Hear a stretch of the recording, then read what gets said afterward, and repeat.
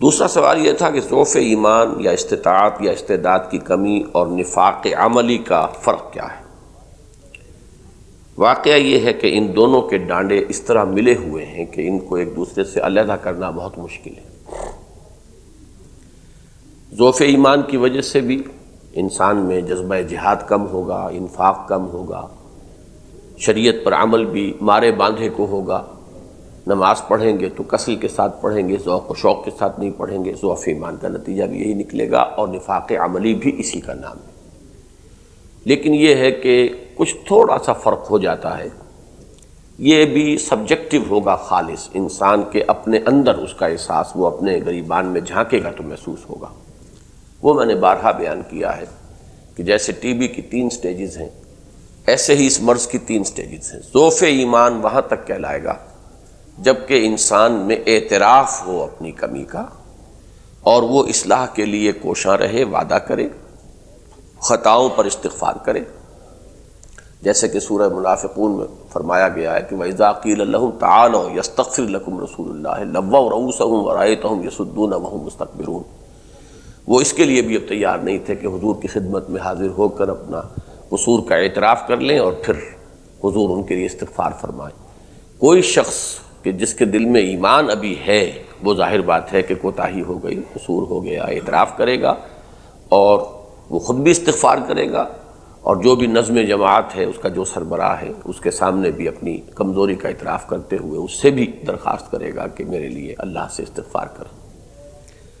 باقی یہ کہ جب ڈھٹائی پیدا ہو جائے اندر اور اپنی اس کمزوری کے اوپر جھوٹ کے پردے پڑنے لگ جائے، اور پھر اس پہ جھوٹی قسموں کا اضافہ ہو جائے، اور دل میں ایک غیر محسوس انداز میں ایک بغض پیدا ہو جائے ان لوگوں کے خلاف کہ جو تن من دھن کے ساتھ لگے ہوئے، کہ ان کی تیز گامی کی وجہ سے ہماری سست روی نمایاں ہو رہی ہے، یہ بڑھتے ہیں، آگے نکلتے ہیں، تو اب ہم لوگ جو پیچھے رہ جاتے ہیں وہ کنٹراسٹ زیادہ نمایاں ہو جاتا ہے۔ یہ سبب ہوتا ہے، میں نے بارہا اس کو بڑی تفصیل سے بیان کیا ہوا ہے کہ یہ سبب سے پھر دشمنی پیدا ہو جاتی ہے، بغض۔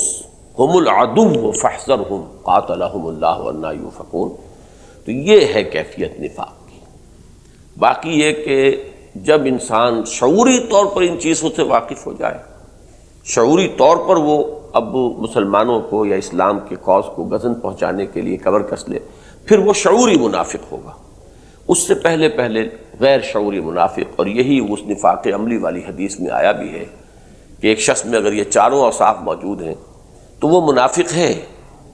وَإِن صَامَ وَصَلَّى وَزَعَمَ أَنَّهُ مُسْلِمٌ، چاہے وہ نماز پڑھتا ہو، روزہ رکھتا ہو، اور اسے یہ گمان ہو کہ میں تو مسلمان ہوں، لیکن یہ کہ اس کے باوجود وہ منافق ہے۔ لیکن یہ غیر شعوری نفاق ہے، اسی لیے اس کو شعور نفاق عملی سے تعبیر کیا۔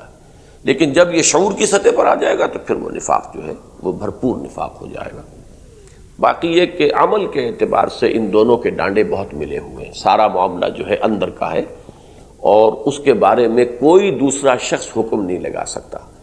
اپنی اندرونی کیفیات کو انسان خود ہی جج کر سکتا ہے، بل الانسان علی نفسہ بصیرہ، اب وہ اس کو معلوم ہو جائے گا۔